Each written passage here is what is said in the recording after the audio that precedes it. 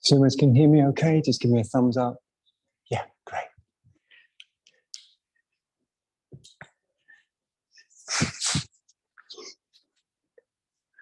Up you get. Thanks. Such a lazy vibe in the class today. Bring your feet together, or close.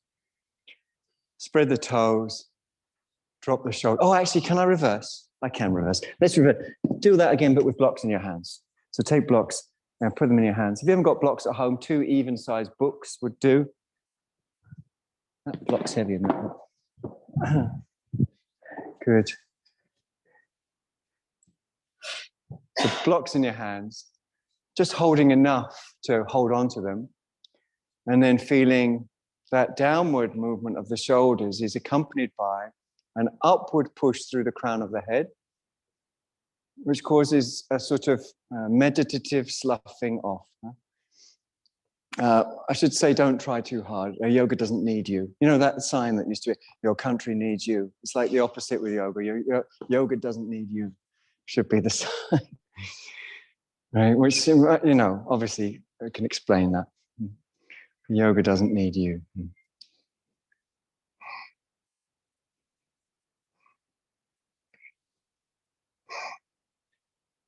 So what is you? Me, myself, and I. It's a construct. It's somebody who does things, tries to get somewhere. And what is it replaced by? Jnana Shakti. Jnana Shakti. Which means the power of knowing. Some people pronounce it Jnana, that's why I got in a kerfuffle, or Jnana. Both, you know, it ranges. I've heard experts in the field say it both ways.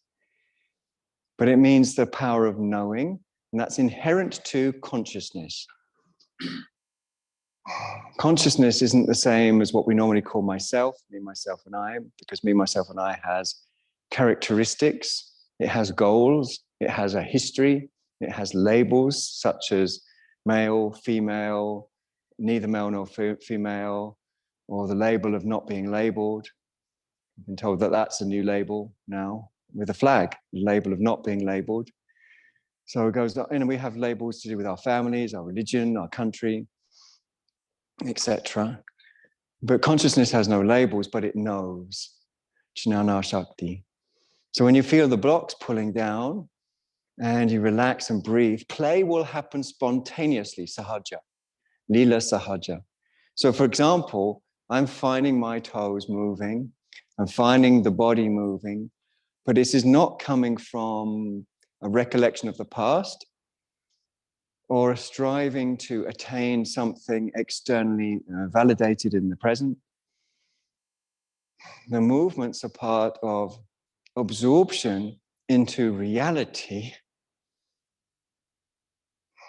which can't be, you can't draw a fence around reality. You can't say this bit is mine and that bit is yours. Everything is everything, Abhinavagupta says. So feel free to spread your toes, to move your feet, to move the pelvis, or feel free not to. Feel free to do it sometimes and not do it. Just feel free. And to be free, we have to be empty. And to be empty, we have to be open to the way things are. So relaxed. I should have just said, just relax. And as you feel this outer body, which is the soft tissue slough off, feel the inner body, which is the skeletal body, push up, right up through the crown of the head, and they're relative. It's a fascinating journey. So you can feel how much your crown is pushing up relative to how much the sloughing off happens. How much the sloughing off happens is relative to how much the crown pushes up. And you'll feel other things come online. The body comes online, which means its own Kriya Shakti begins to manifest. That is the power of action, Kriya Shakti. Okay, let's raise the arms up. Lightly tone the tummy. Lightly tone the tummy. That means draw it in and up. Now that, again, it's spontaneous, investigative. investigative, playful, lila, and should conduce to disappearing. So then one of the names the Buddha gave himself was the Tathagata. Tathagata, which means thus arrived, Tathagata, or thus gone, Tathagata. So you disappear from being somebody going somewhere with an agenda, with a memory of, yoga before and an expectation of yoga in the future, and where you're going and what you're achieving and whether you're fitting in or not. Press your feet, inhale. Exhale, fold and bring the blocks down, and full height to start, but it may be shorter legs, longer hamstrings, that you need to go down lower pretty early on. The anterior spine should be open. We're going to raise the heels up. I'm going to raise the heels up and stretch forwards from the deep belly. So press into the blocks, shoulder blades go deeper, playful. Without spontaneity, we're useless, close to useless. All we've got is a bunch of instructions from yoga books that say, turn this in, pull that up, draw this way, draw that the other way. Christ. It's crazy because, everything is everything. So breath is part of what's happening in the body. The mind is part of having the muscles. They all go together. So moving intuitively is the only way to dance with this. And of course, yoga is sometimes known as Tandava yoga, which is the name of one of the dances of the Lord Shiva. Now we're going to keep the openness. I hope you can feel you're developing and you're feeling into openness, but we're going to let the heels slowly come down. Keep them a little turned out. The heels a little turned out, just a little. And then bend your knees until your ribs touch your thighs. Now that's a stretch for the calcaneus tendon, if you hadn't noticed, which is the longest tendon in the body from the calf muscles to the heels. And you breathe into it. So the heel is known anatomically as the calcaneus, of course. So that's why it's the calcaneus tendon. Breathe easy. Stand your blocks up and turn them around and rest your hands on them so that they face towards you. And for no particular reason at all, take your hands off them, raise them behind you. And I suppose it's just for fun. Bring your arms forwards and up, knocking the blocks over on the way. Good, just for fun. And then come up and breathe easy and play with it. Okay, inhale, exhale, big circle, hands to heart. Deep breath that I can hear. 2, 3, 4 or more. A few deep breaths. And listen and respond is natural. It's love. Yoga is love in the present moment. Yoga is love in the present moment. Jaw soft, eyes soft, throat soft. Hands to hips, step your feet apart. Stand like a superhero with your emblem on your chest fully raised, and breathing through your nose. Light tone in the tummy. Find the pelvic floor. Something worth feeling into again and again is the little toes. So spread them out multiple times. And don't think a minute of spreading out will do, or 10 minutes, or 20 minutes, or 3 hours. It's always more with the little toes, isn't it? You can feel for yourself. And that's important and good. The fact that it's endless is important and good.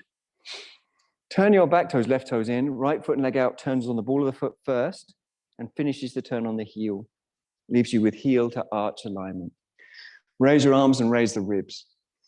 Breathe through your nose and soften the eyes until you feel like everything's beautiful. Inhale. Exhale, stretch into the back leg, but bend the front knee. Elbow down, palm up, stretch up and over, and look up under your armpit. Breathe through your nose, jaw soft, eyes soft. You can stretch the top arm over or keep it up. Play with the pose, so movements of your toes, movements of your heels, they can help, but not if you think about it. If you think about it, you don't know, do you? I mean, I don't know anything when I think about it. I just go to doubt. I'm like, I don't know. And that's why we then go to for refuge to confident-seeming people. Very dangerous thing to do. The best thing is to listen and respond. Don't go for refuge to confident-seeming people. They may or may not be trustworthy. You don't know. But this moment, the breath, is your guru. And it tells you how to move, irrespective of what yoga school we like, or, doesn't matter. Arm down, palm down, push, inhale. Hands on the hips, feet face forwards, take a deep breath. 2, 3, 4 or more. Back toes in, front foot and leg out. On the ball of the foot first, finish off the turn on the heel. You should end up with heel to arch alignment that way. Raise the arms to raise the ribs. Light tone in the tummy that pulls up the pelvis gently, makes buoyancy, loving buoyancy, conversational buoyancy in the pelvic floor. Conversational buoyancy in the pelvic floor. Inhale. Exhale, bend your front knee, but stretch love into the back leg. Elbow down, palm up, look up, stretch up and over. Marvelous time of year, marvelous to look up at the sky. Of course, when it hasn't been raining for a while, you also have to look up through seagull poop. So breathe easy. Not right at home, obviously, this is at the Brighton Buddhist Centre. Light tone of the tummy. Straighten your top arm. Straighten your top elbow. If you like a David Attenborough, if you think David Attenborough's all right, straighten your elbow. Or if you think David Bowie's good, or if you like chocolate, or kittens, or holidays. Any of those things. Breathe easy. Okay, arm down, palm down, push into the leg. Inhale, come up. Feet facing forwards, hands on the hips. Breathe deep, honest, natural. So really let that happen and find the pelvic floor. So finding the pelvic floor is finding something that's already there, obviously. Everyone has a pelvic floor, but you don't have to think about it. The pelvic floor can't be contained within an idea. Like, here's the idea, now I'm trying to find something that fits in that idea. You have to tune in, and that takes movement. Pelvic floor is a series of 4 different muscles, iliococcygeus, pubococcygeus, puborectalis, and coccygeus, between the pubic bone and tailbone. So, and tuning in on them isn't a thought. There's no, when you know it, there's no doubt. It's like, is that the pelvic floor? It's the way it is. It's not supposed to be a special way or a different way. It's like that. It's like it is. Raise the arms, turn the palms, raise up. Lightly tone the tummy, so you can have reiterative waves of tone. Turn your back toes super steep and front foot and leg out and whole body turning around that way. Walk your front foot further across the width of the mat, away from this side of the room. Lift the back heel up, externally rotate it and bring it down again. So you should be quite generously placed across the width of your mat. The tummy is reiteratively toned. That is to say, again and again, reiteratively toned. Inhale, exhale, bend your front knee. Play through the stretch of the groin of the back leg. So the psoas muscle is the main player here. So we need repetition of the stretch. We can do things like lifting the back heel. We can even exclusively be balanced for moments at a time on the ball of the foot on the big toe side. And the breath is organic and natural. But play for the purpose of disappearing, for the purpose of reappearing in your true form, tada drastu swarupe avastana, which is spontaneous and has inherently in it knowing and the action born of that knowing. Jnana Shakti, Kriya Shakti. Inhale, come up on the inhalation with the pelvic floor in your awareness, turn back to the front, bring a big circle with your arms, feet level. Deep breaths. Yeah, good job, deep breaths. Well done, everyone, for coming on this hot day. I just want to appreciate you all, and you at home. I mean, you didn't come, you just rolled out of bed, but still well done for getting up. Stretch your arms, turn your palms. So, it's hot, a bit hot, but that's good. We'll be all right. We'll be okay. We'll survive. Don't you think yet? Yes, we will. Back toes in, front foot and leg out. Whole body turns that away. Walk your front foot further across the width of the mat. Lift your back heel up, externally rotate it, and then land it. So you super square up your body. Go quite wide so your balance is secure. Make your balance secure.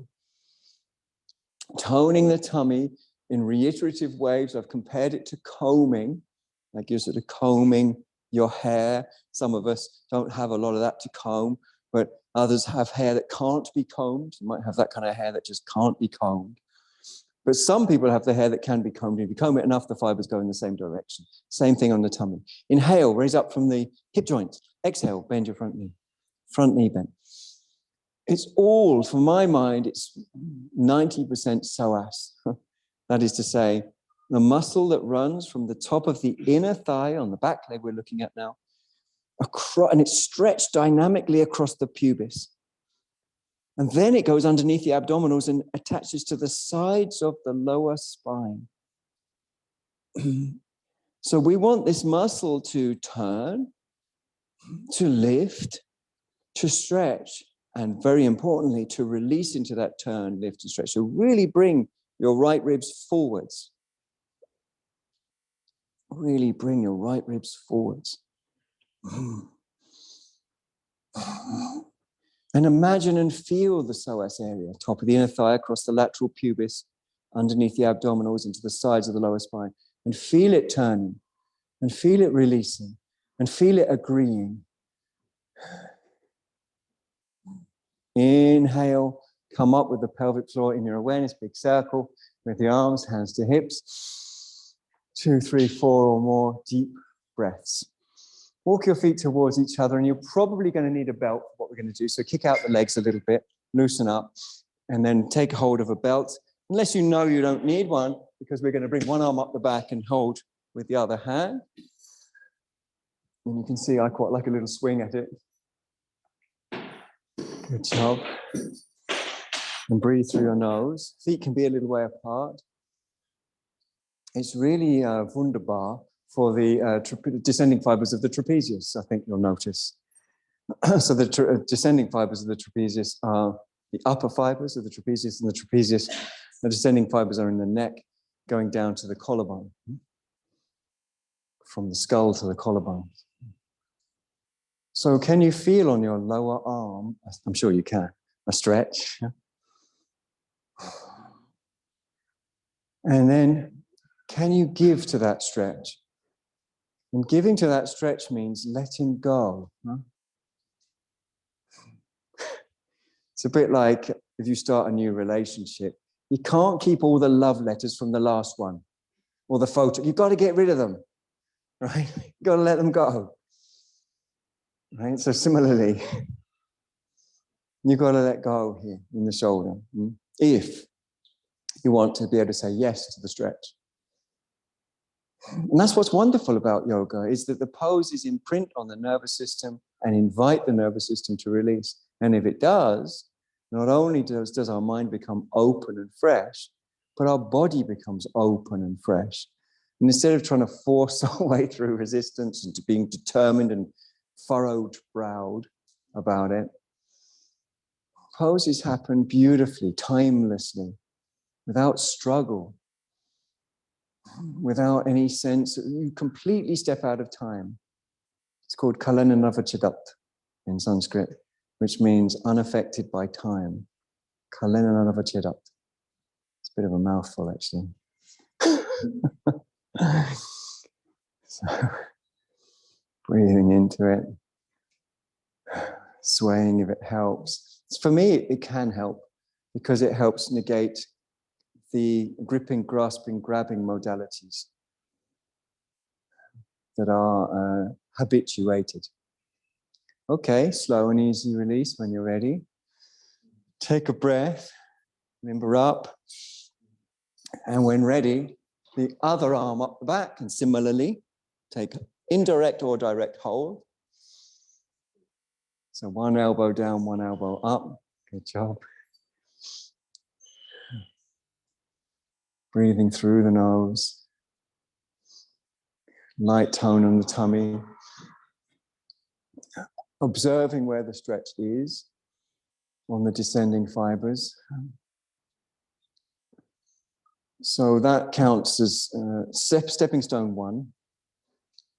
When we're trying to cross a river, in this yogic scenario, there are 2 stepping stones. Stepping stone 1 is a rich experience of any kind. rich experience. So you got that, right? And then stepping stone 2 is giving to that rich experience. And you do that usually through the breath. Usually that's through the breath. And when you give to this, you let go of that. When you tune into radio 6, you tune out of radio 4, or FIP. I think those are the only 3 radio stations that there are. I've tried others and they fill me with sorrow, lamentation, and despair. So, as does Radio 4 sometimes. That's why in the morning I flip over to Radio 6. But the point is, you can't be on Radio 6 and Radio 4 at the same time. You tune out of one, you tune into the other. Okay, slow and easy. Release the arms and take a breath. Just let your arms do what they want. And then we're going to stretch out our arms like we're going to hug a tree. So go ahead. I feel like I should confess that I made a promise to myself to hug lots of trees this year, and I've only hugged one so far. I know, it's a shock. People are shocked. People in the room have got mouths dropped, eyes wide. They can't believe what they're hearing. But I promise to make more effort. Okay, right arm over the top of the left, and repeat a few times.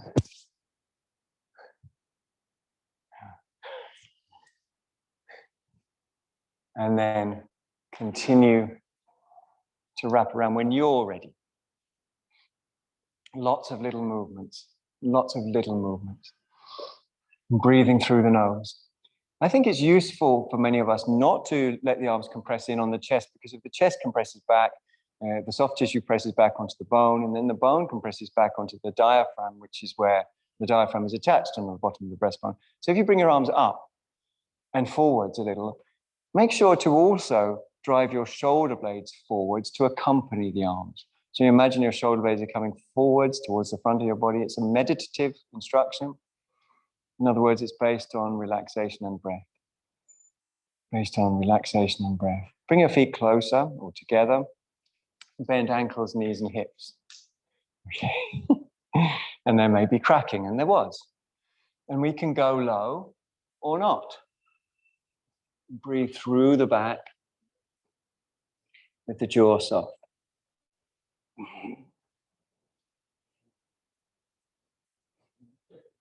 So I stretch right the way along some of those deep back muscles, like the erector spinae group.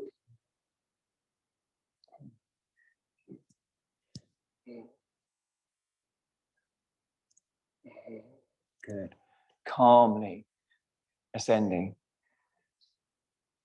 Slowly releasing. Arms by the sides, any movements that come, just, we don't stand in the way. We kind of let Ganesha run the show. Ganesha is the elephant-headed god, son of Shiva, rather peculiar son of Shiva, who removes, but also can put up obstacles if you need them. Like a door is an obstacle that's useful. But here we can think of Ganesha as removing obstacles. And he's popular in Shaivism, in Vaishnavism, in Jainism, and even in Buddhism. Okay, raise the arms up. Breathe through the nose. Not all Buddhists know that Ganesha is popular in Buddhism, but he is in some countries. Let's do the same the other arm, several times.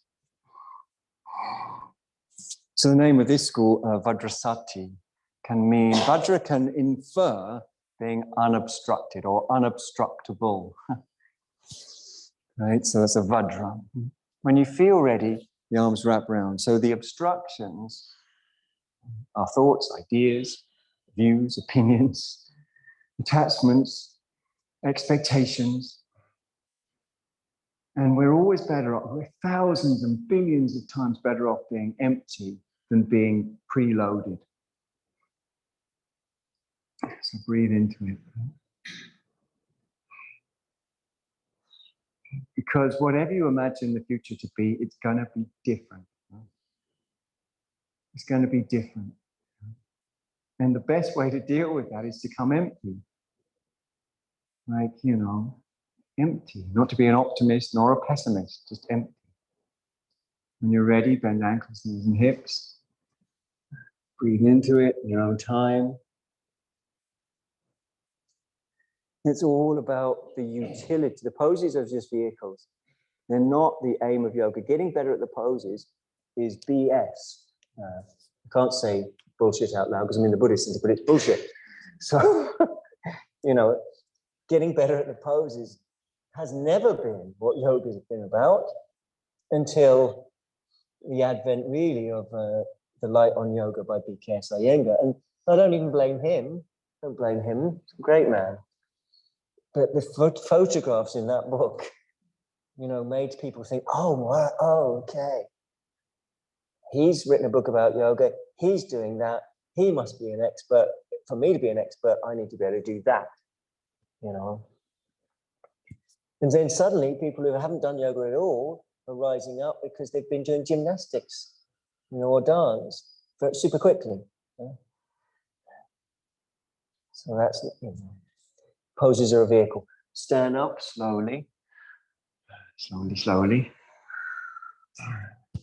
And release. So they're a vehicle to cross us over to an experience of interdependence here and now, which is unmani, beyond thinking. So this is one of the goals of yoga, to be beyond thinking. So breathe. And so what replaces thinking?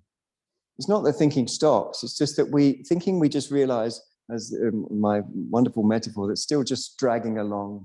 It's sort of like some person in the desert who's really thirsty but keeps going.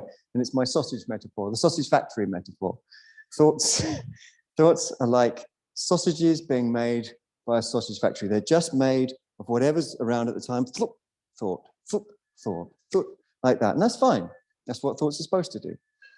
And then in making those thoughts, you can then look at the thoughts for patterns. But they don't mean anything, usually. So just let them be a sausage factory and leave them alone. Just let the process happen of thinking. That's normal. It's part of what's called prakriti.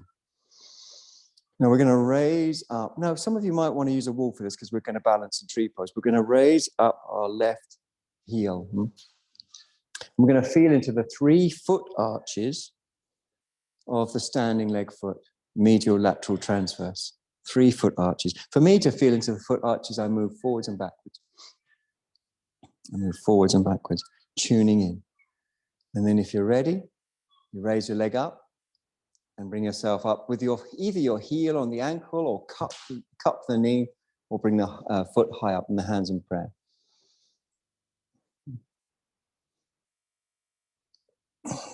Breathing through the nose if you can.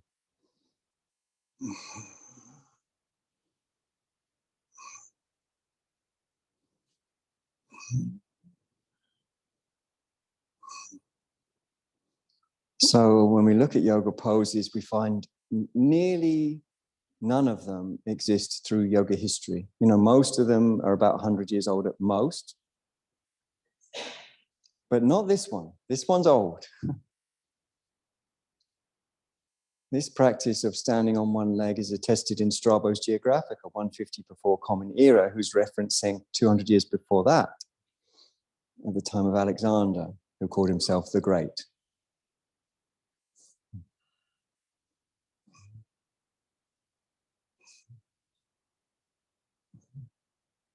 So standing on one leg is an ancient practice.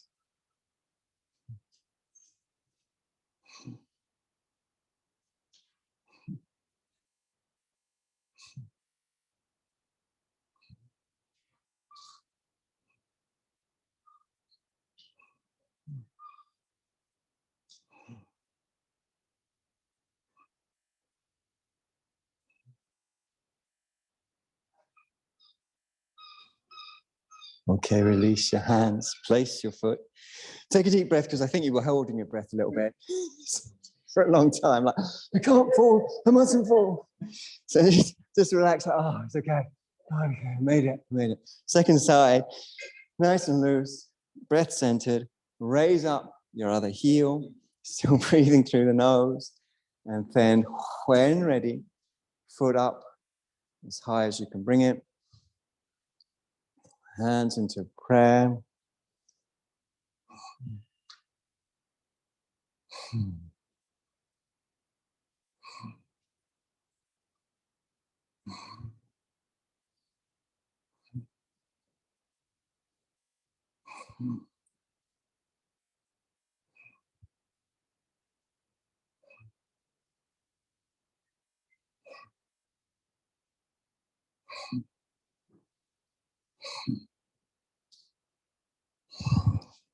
So waves of karma pass through our being, and it's only a wave of karma that will knock you down, and that's okay, you know.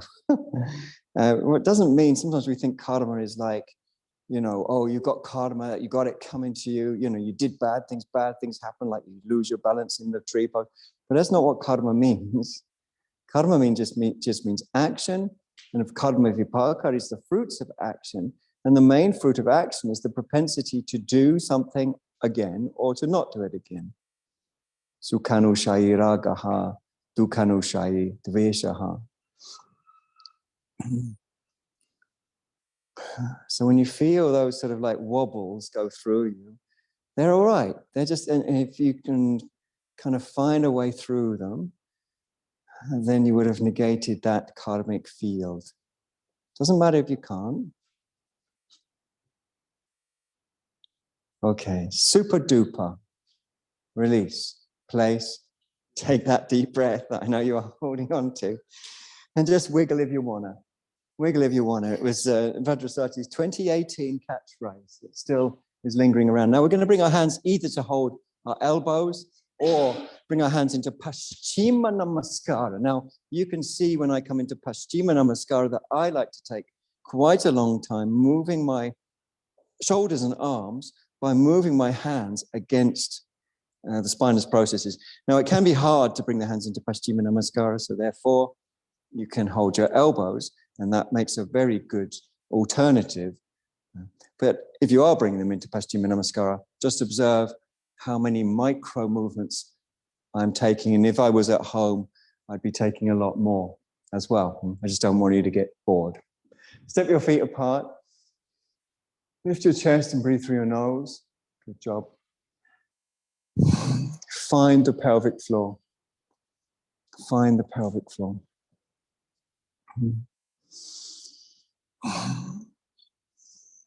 So to be able to tune in to one radio station, you have to tune out of the other. So finding the pelvic floor is the moment, isn't it? The pelvic floor isn't a sort of fixed thing. I mean, we can say words like pelvic floor, we can list the muscles of the pelvic floor, we can say where they're strung between. But in that, we're not saying how they're related to our breath, we're not saying how they're related to our mind, and we're not saying how our mind is related to our society and to our environmental circumstances generally.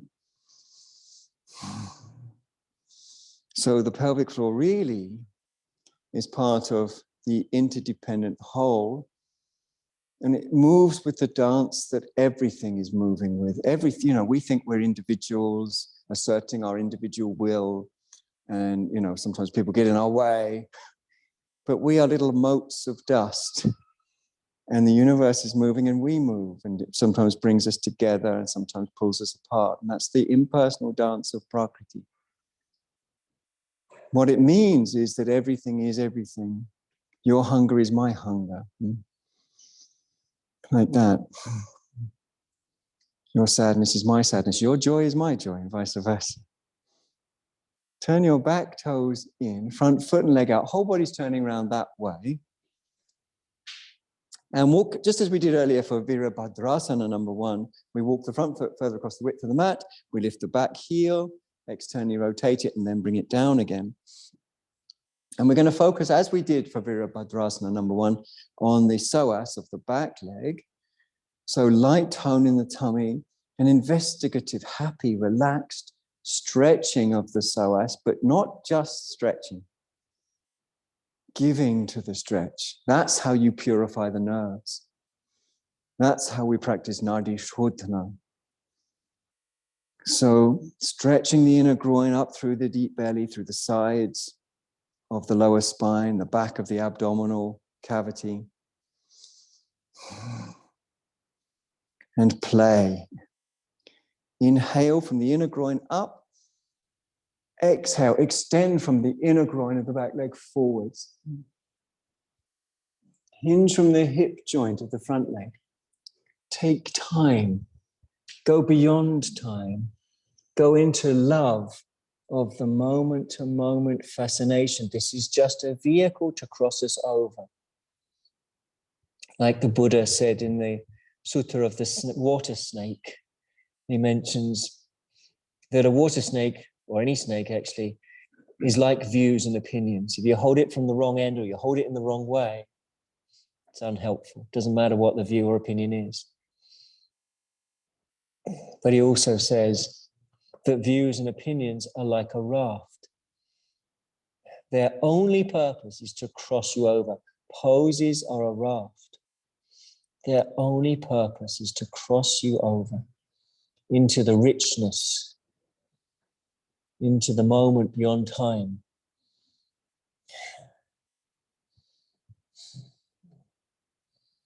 And that's their sole purpose. And if you realize that, you'll enjoy yoga tremendously.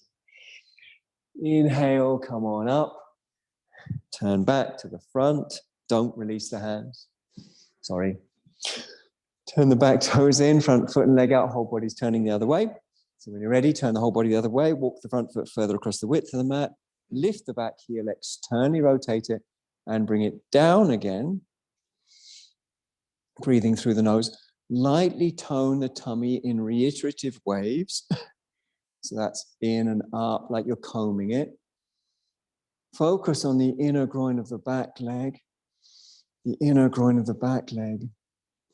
And as you inhale, stretch the inner groin of the back leg through the deep belly. And as you exhale, extend forward, stretching from that groin. And lose yourself to find yourself, to target her.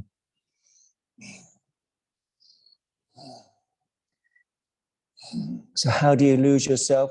Yourself is an idea of something that's finite. The experience in this moment is something that's infinite. Prakriti is infinite. This is what the text tells us. The Patanjala Yoga Shastra tells us. The Karika of the Sankhya school, Sankhya Karika tells us.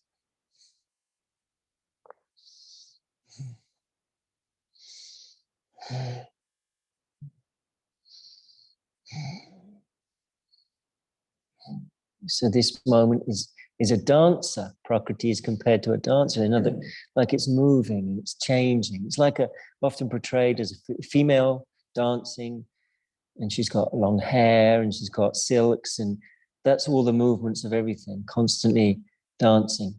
We also call her the mother sometimes. Inhale, come up. Well done. Turn back to the front. Super duper. Walk your feet towards each other. Amazing and good. And now the moment you've been waiting for, arm release. And then the arms feel like this, like, oh. So just let them feel like that, and that's okay. Nothing you need to do about it. Just stand in Tadasana with the feet hip width apart. Breathing through the nose. Toes spread. Breathing through the nose and feel into it. It's really natural. It's before. I used to call it the great before. Before we start going, what should I do? There's a moment before that. It's like just before you fully wake up. There's a moment where you don't know where you are or who you are or what your duties are or what day of the week it is or anything. That's a good moment. A millisecond later, you're like, oh, I'm me, whatever you fill in your name, and I do this. And this is how I act, and this is my relationships, and this is these are my labels, and these are my duties. But before, and the great before exists all the time.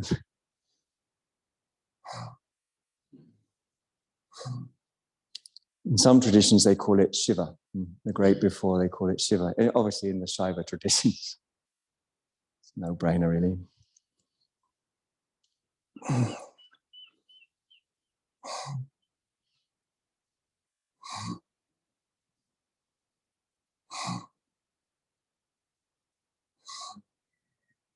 So tuning in For example, tune into your heels. Now, the heels are covered in fatty tissue, just as the feet are generally, that protects the feet. And fatty tissue has a higher water content than muscle tissue. And so, as you're standing on the fatty tissue of the heels, you can feel the bone, the heel bone, pressing through that fatty tissue. And you can feel the fatty tissue moving this way and that, almost like a little water balloon on the heels. And if you can tune in on the bone and the movement of the fatty tissue, over time you can press through the center of the heels, which takes time to do because you've got to negotiate that with the fatty tissue. You've got to align it and realign it. You've got to align it and realign it. Let your arms raise up gently. You can move them any way that's helpful. Find the pelvic floor.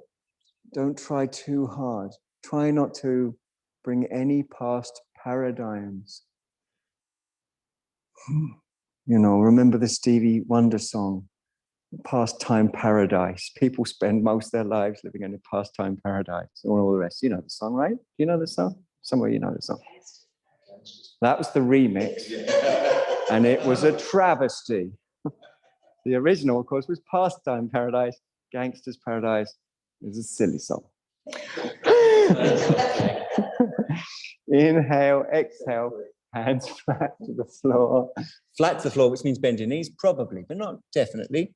Some people have got real short legs and real long torsos and real long arms, so they don't need to bend the knees, maybe.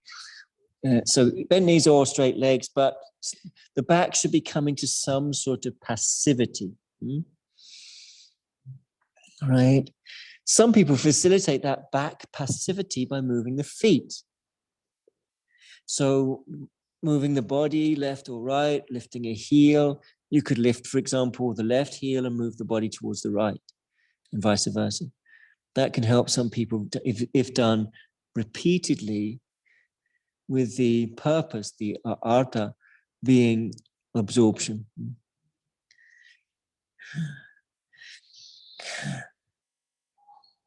The hinging is hip joints.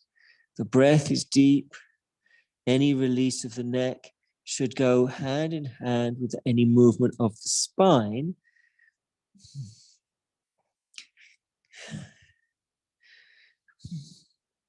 So having the crown of your head facing the floor isn't always the right thing to do, because we want our central channel, our spinal column, and the central channel to stay spacious. Okay, bend your knees more until your ribs touch your thighs. And now let your arms hang with your left fingers pointing right and your right fingers pointing left, one hand in front of the other and palms up. Now let your head hang completely. Breathe through the nose, if you can.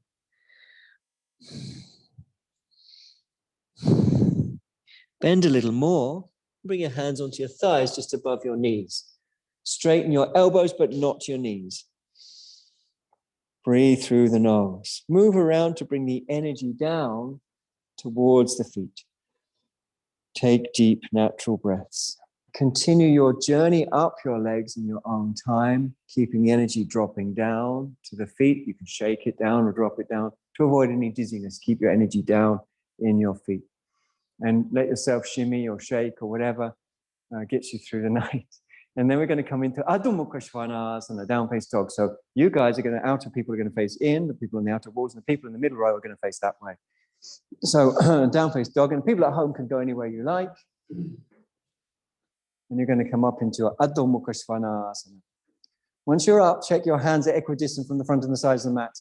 The fingers, middle fingers, either face straight ahead or can turn out in some cases. I got a friend of mine and he turns his hands out in every single pose.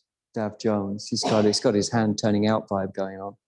And that's okay, but we definitely don't turn them in, right? We do spread our fingers more than you are, equally. And we open the inner armpit. Trying to get the heels down is a loser's game, right? Because we often jam the back. Get the heels back, not down. And they might come towards the floor as part of that process. But what we really want to feel is the groins lifting up. Otherwise, the back just dies a death. Just try your fingers facing forwards. I'm just interested to see how it affects your back. And then it's got to go this way, not that way, this way. So no sagging. Take your hands a bit further forwards. Yeah, away from your feet, a bit more. That's it. Breathe through your nose. The head hangs if the spine stretches up sufficiently. There's a relationship between stretching up through your armpits to your groins and releasing your spine, including your head. Releasing your spine, including your head. Your legs should feel alive. The front thighs should feel alive. Avoid jamming the heels down. Feel some life coming up the legs. Jolly good. Jolly hockey sticks. Come down, nice and easy, to a kneeling position. You can use support and should use support if your knees are tight. Support can take the form of a rolled up blanket underneath the front ankles and blocks underneath the heels, between the heels and buttocks. And then take deep breaths. So this is a very important pose called Vajrasana. Vajrasana. And you might find movement happens. I think for me, movement happens often as a result of this positive avoiding patterns. And this is a big part of yoga, is avoiding patterns or programs. And if you move, then the patterns they try to cling, and then they've got nothing to, they get disorientated. You know, they can't find anything to cling to. So sometimes movements just kind of, they usurp the clinging, grasping tendencies, what we can call the karmic tendencies of habit.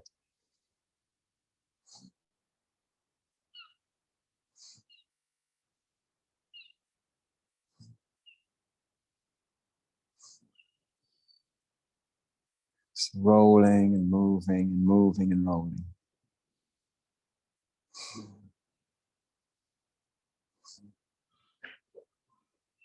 Okay, bring your forearms on the floor as if you're holding bunches of flowers. You can imagine what they are. I'm very excited this year because I've planted red sunflowers. I didn't even know they existed. And I'm super excited. And they've started to grow, everyone. I hope you can feel my excitement. So excited. Now it's just it's a matter of time between me and the snails. Who's gonna win? Eggshells can help. That's true. Good tip. That's true. But there are people in my house that do eat eggs. So thank you very much for the tip. I will try that. So anyway, I've got red sunflowers in my hands in my visualization, which is kind of almost like, 1950s version of what we thought Martian plants would look like. Now stretch your legs back one at a time, and you're going to hover the body in a diagonal line. Now, if that's too tricky, you can do this one leg, just keep one leg down and one leg up. But if you can, then we hover the body. A diagonal line means we don't want floating buttocks or wilting pelvises, right? Neither of those things we would put on our CV. I did this job, I've got these qualifications, and I've got a wilting pelvis. So we don't want that, and we don't want floating buttocks. We're sloping from shoulder blades to buttocks, buttocks to heels. Movement can happen, it's allowed. Left, right, forwards, backwards to balance and share. That way you can avoid lactic acid building up too quick. Now, just contextualize this next instruction. I love you. Okay, touch the floor lightly with your knees, no weight whatsoever. Love you. And then raise them up. I love you. Breathe easy. Just one knee touching the floor lightly. I love you. And then the other one up and down. I love you. And then up, and then knees forwards. And then sit up and take a breath or 5. Take a few deep breaths, natural deep breaths. So the breath will come naturally, deeply, and expressively. And maybe there's rolling on the shins.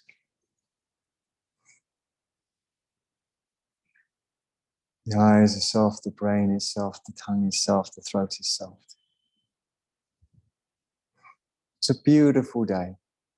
It's a relaxing day. It's a sunny day.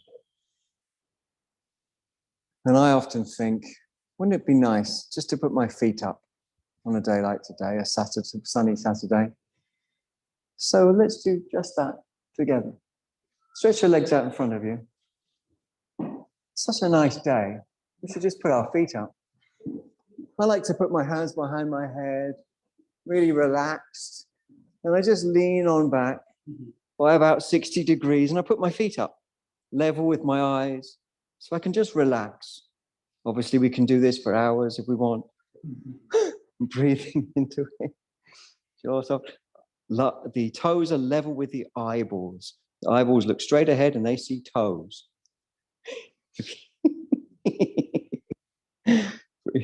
Breathe easy. Love you. It's good. It's okay. I love you. It's okay. Yeah. Good job. Bend your knees.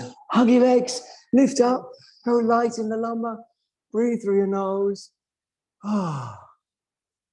Breathe easy. You know, sometimes a little bit of rocking can be helpful, side to side, just to massage and soothe and soften and release.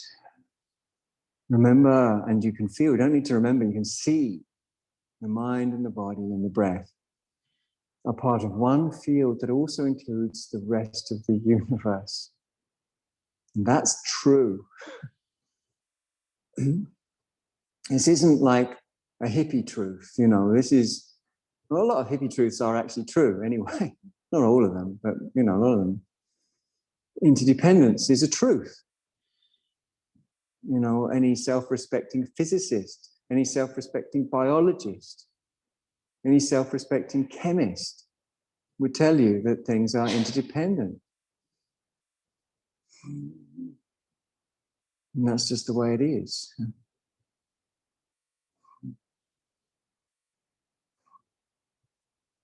So you're probably thinking, Jim, much as I found your jokes around that last pose amusing and enjoyable, the pose itself, not for me.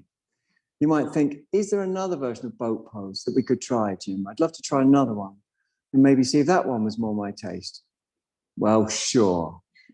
Being a people pleaser, I agree with what you were thinking. So we're going to stretch the legs out. We're going to lean the body. I've got these siddhis. These are siddhis, these powers to read people's minds, you see. We're going to lean the body back by 30 degrees and raise the legs up by a happy 60 degrees. What a joyful moment it is. This is Paripurna Navasana. Breathe into it. Boat pose. Sometimes boats capsize. It's okay. And don't worry. And if you do lose balance, try and say something like, I love you, you know, to self and other, which is the same. Good job. Good job. Good job. All right. No, I didn't say come down. I just said all right. Okay, come down. Sorry. Take two blocks. See how you hear what you want to hear. Take 2 blocks. Put a little gap between them. Fold the mat back on them. Cross your legs on the folded section of the mat. Scoot the buttocks under towards the heels. Scoot under again, and then bringing yourself down, laying on your back. And if you don't like that, then you don't like life. Because I think you will like it. So take a breath or two. Good job. And it's relatively super enjoyable, isn't it? It's like, oh yeah, this is the stuff, Jim. This is why I actually came for this, not for all that other stuff. And then deep breaths. Now you can rest your hands on your upper chest or stretch your arms out to the side, or what Jim Tarrant, or James Ashley Tarrant, as he's called on his birth certificate, likes to do, is raise, yeah, that's the middle name Ashley, after Gone with the Wind. My dad, big fan of Gone with the Wind. Stretch your arm, wave your arms side to side. If you want to bring your arms over your head, like James Ashley Tarrant, born in Windsor, April 19th, 1970. And you keep moving your arms until your arms are finally down on the floor.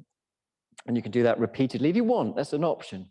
The reason I like doing that is because of the subtle but deep stretch through the deep belly of the psoas. Now, people have asked me before, can you actually feel the psoas? Well, certainly everyone can feel it across the groins. It's near the skin.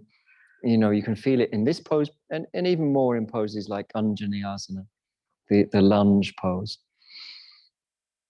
But you can feel by inference your psoas, by feeling the deep belly and visualizing a release that's connected to the breath, that goes up through the sides of the spine, underneath the abdominal muscles.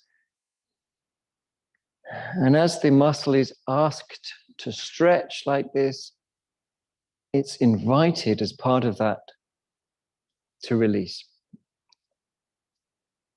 It's invited to release. And then it's up to us whether we take the invitation or not. But if we take it, it purifies the nerves. What's in the nerves? Karmashayo. Karmashayo is the stored up karma. It's in our nerves, stored up karma. And karma is just, I said this earlier and didn't translate it, sukhanushayi ragaha dukhanushayi dveshaha. Which means if you do something that you like, you're going to slightly want to do that again. And if you do that again, you're going to want to do it even more, and so on. And dukhanushayi dveshaha means if you do something you don't like, you're going to not want to do it again, and so on. Now that all sounds perfectly fine and logical, except we never step in the same river twice. And so we presume that something's going to be the same as it was. But it's not. It's going to be what it is. Which the best way you can deal with that is to not be clouded by past karma stored up in the nerves. The nerves are telling the muscles what to do on the basis of that karma. And the muscles, therefore, are responding to an idea of the future or a memory of the past, and therefore less available to respond spontaneously to the present.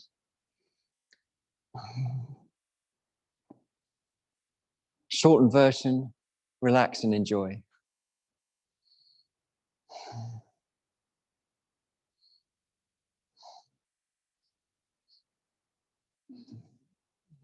Okay, change the cross of your legs. So the other leg goes in front.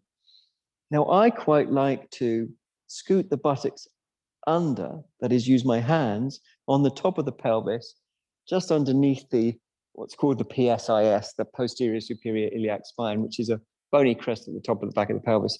I like to bring my hands just underneath there and scoot under towards the heels. And then for me, raising the arms up it works really well. It doesn't, for some people it's not the right thing. You've got other options that we talked about before. But if you do raise the arms up and over the head, please understand that lots of movements together, lots of small movements, can make huge differences when you collect them up together. So you can move your right arm towards the left and pick up the shoulder blade and move it and wiggle it and pull it further over the head. You could do it lots of times.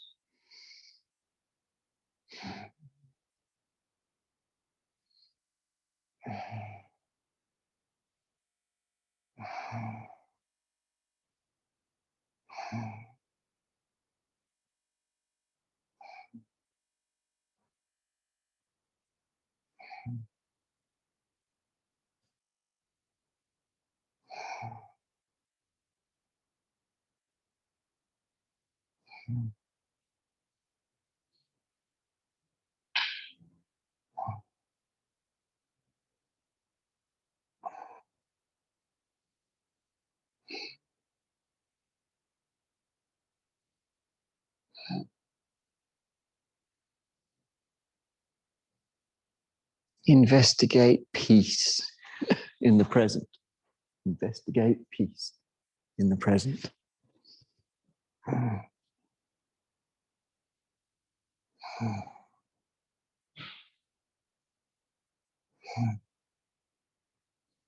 If you stretch your arms over your head, bring them forwards. Let's all bring our legs back together so our feet are on the blocks. And then I'm going to invite us all to tricep shimmy. That is to say, use our triceps to bring ourselves, our bums, a bit closer to our feet, which are on the blocks. So getting them as close to each other as possible. The tricep shimmy position is the same position as someone would have their hands if they were on a jet pack. And obviously this jet pack has fallen over. And where are they all? Where are all the jet packs? Stretch your arms towards your feet. Hold your yoga mat unless you've got very long arms and a short torso and you can hold your front shins. That's unlikely. You hold your yoga mat firmly. Then either way, tone the tummy in a wave. That means your tummy draws in and up and lift your pelvis up. As soon as you're lifting up, keep hold of your mat or possibly shins and turn your arms outwardly multiple times. Turn your arms outwardly multiple times so that the external rotation of the arms deepens the spine and takes it away from the floor. It turns the spine from a mountain ridge into a valley in vibe.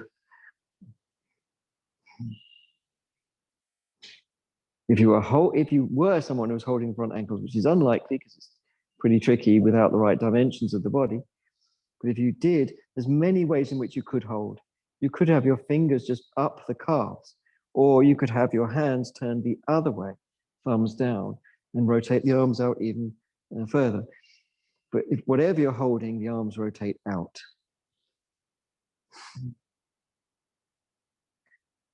Coming down, we internally rotate the arms, bringing the shoulder blades away from each other. We land, perhaps just shimmy back a little bit in your own sort of super sensual way to make a bit more space between the knees or at the knee capsule, and then deep breath. Let's have a few deep breaths together. Yeah. Some of you might feel there's a soft breeze in the room here at the Buddhist Centre. Perhaps there is at home as well if you're practicing via Zoom or YouTube. A soft breeze.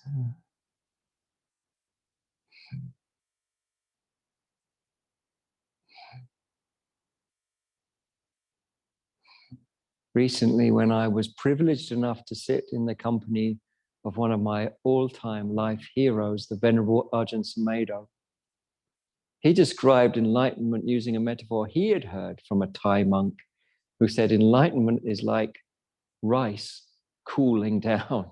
Right? And he said he particularly liked that metaphor because he particularly likes rice. He's got it, and then he looked at another monk who smiled knowingly at him because he clearly does very much enjoy his rice. So as you settle, you can feel that the vibrations of the body, which are initially are karmic, we've placed other vibrations in to usurp these karmic patterns. And so for a while, we haven't been following karmic patterns. And even now, those karmic patterns don't quite know where to cling. Lift up your feet with bent knees and extend up your knees when ready. And feel free to sway or tilt or swing the legs and or pelvis, to wag the tail, whatever feels soft and softening for the back. Soft and softening for the back. Bring your legs back down when you're ready and roll over in your own time and come up from the side when you're ready. Any comfortable seated position, I'm going to suggest Siddhasana. So Siddhasana can be done either with a cork brick like this or with the short end of two of the flat blocks, if you haven't got a cork brick, but any comfortable seated position. So you can use blocks to sit in a kneeling position or a cross-leg position, as long as you're comfortable. And we're going to face towards this side of the room. So my suggestion is Siddhasana, but it needs you to be upright and comfortable. So you choose what position is best for you in that regard, in those regards. So if you're sitting on the two blocks, as I suggested, you should sit forwards on them, not right at the back, so there's space for the legs. And the butterfly's drawn out and back. And you can even use a blanket underneath your shins if your knees don't land. Just drape the blanket there. Or just take any comfortable position. Chest is buoyant. Eyes are closed or half closed. Breath is natural, we're relaxed. And karmic free. So karma is that which compels and drives, which is why at the beginning of the class, I said, yoga doesn't need you. And we imagined it like that sign, used in the wars. Britain needs you, or America wants you, which was done by James Montgomery Flagg, the American one.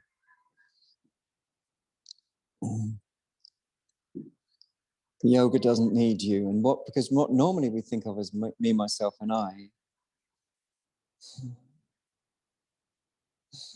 are karmic, habituated modalities, which have been habituated into us through dukhanushayi, dveshaha, sukhanushayi, ragaha.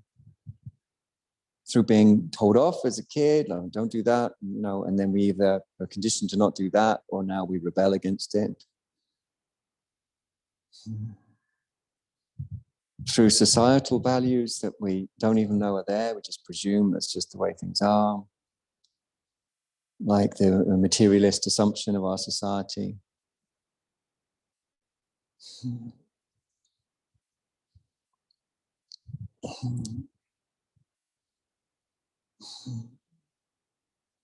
When we allow ourselves to rest in emptiness, then emptiness dances. Because emptiness is just consciousness. And consciousness, which has no qualities, does, however, have powers. It has the swatantriya power. It is autonomous and free. It's not compelled by circumstance or conditions or by the fact that other people are thinking a certain way. It has icha, it has desire to act on the basis of the realization that everything is everything else. So consciousness will desire to help, desire to hug, desire to laugh, desire to dance, desire to respond to the way things are.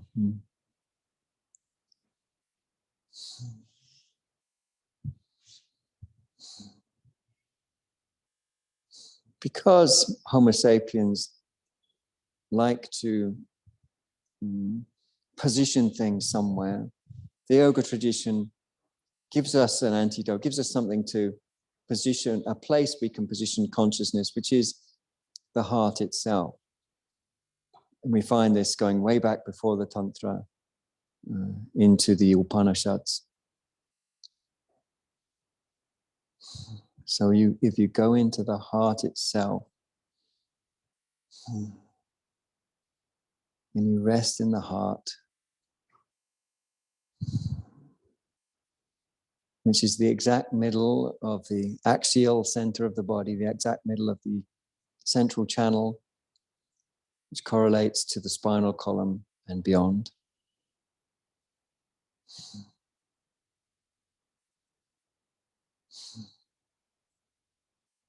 In the middle of that middle,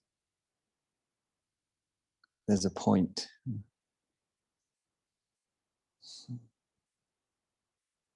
And if you go into the middle of the middle of the middle of the middle, you disappear and reappear.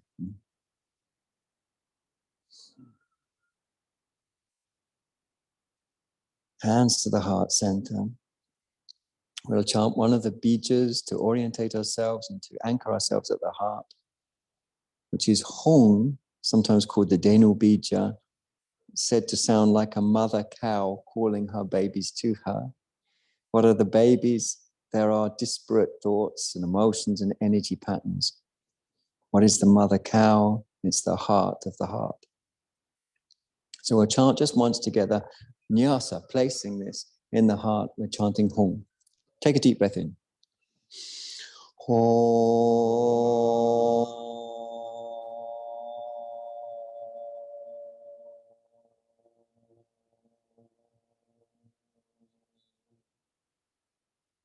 And then deep breath in and out.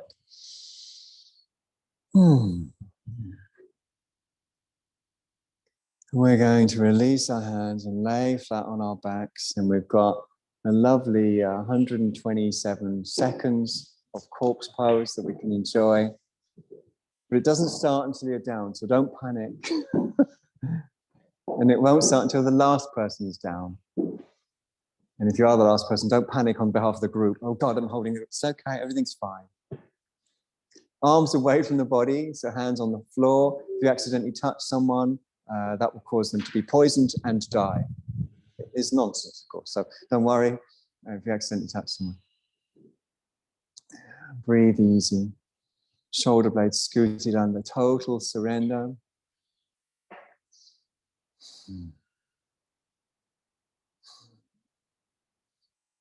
So this is one of the practices in the Dattatreya Yoga Shastra that then later gets interpreted in the Hatha Pradipika. And the practice is described very simply as a Sanketa, which is an esoteric practice taught by the Lord Shiva, apparently. And the description is, this is one of the most auspicious Sanketas that there is. Lay on your back like an upturned corpse. It's the instructions.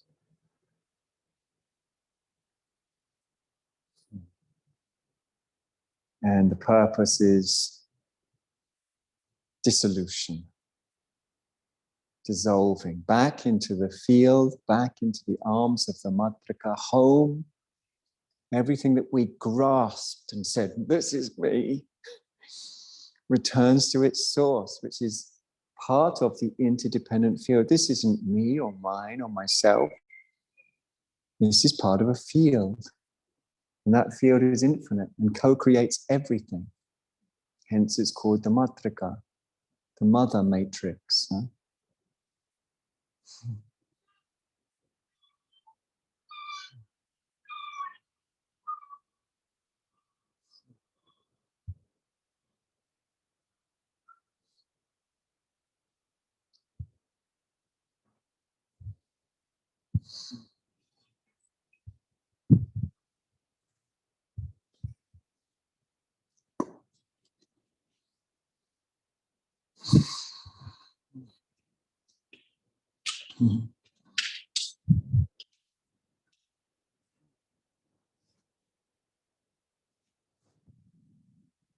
Take an extra deep breath and sigh-like exhale at the end.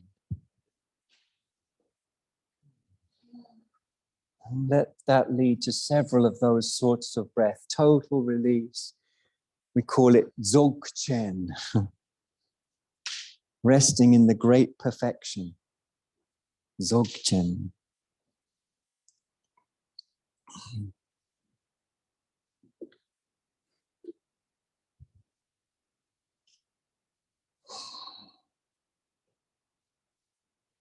When you're ready, feel into your body like it was something new. You can wiggle your toes or fingers. You can stretch out your arms or legs. You might rub your eyes or run a hand through your hair. Just different ways in which we bring ourselves round and stretch out organically before bending our legs and placing the soles of the feet onto the floor. Having done so, we'll scoot the buttocks under, take a deep breath in, followed by a deep breath out, and rest the lower back completely. Rest the lower back completely.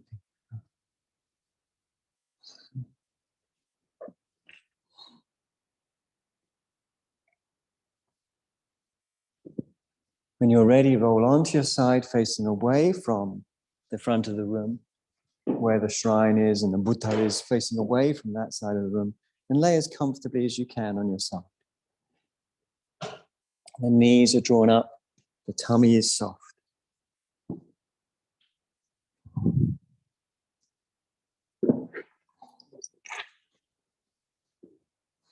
Roll in your own time back the other way. Again, knees are drawn up, tummy is soft.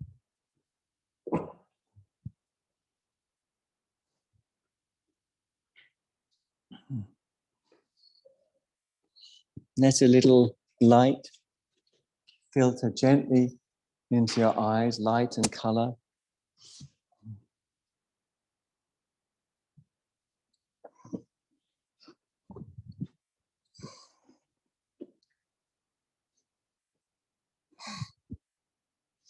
And when you feel ready to bring yourself up nice and easy from the side, using your arms to assist your ascent.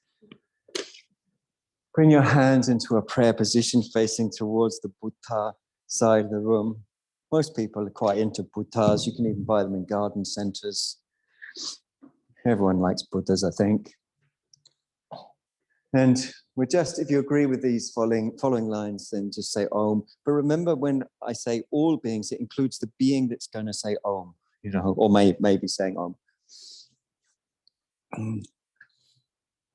May any benefit gained in our acting in this way go to the alleviation of the suffering of all beings. Om.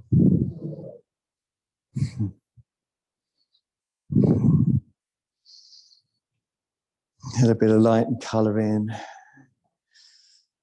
Thanks very much for your time, everyone. Really appreciate it. Out, you won't be able to get this in but out in the hallway there, I've got some of my flyers. There's also a little poster for a marvelous new book that's been written by this very handsome gentleman indeed. And it's called Last Dance at the Discotheque for Deviants. So I bought myself a copy. I haven't read it yet, but I'm very excited to read it. First novel written by you, isn't it? But it's very exciting. We should support local authors, and I think it's. And anyway, I think it's going to be a fantastic book. You can do the sort of scanny thing. You can scan it, so you can go straight if you want. Buy his book. That's what I think you should do. Lovely to see you. See you soon. Ciao.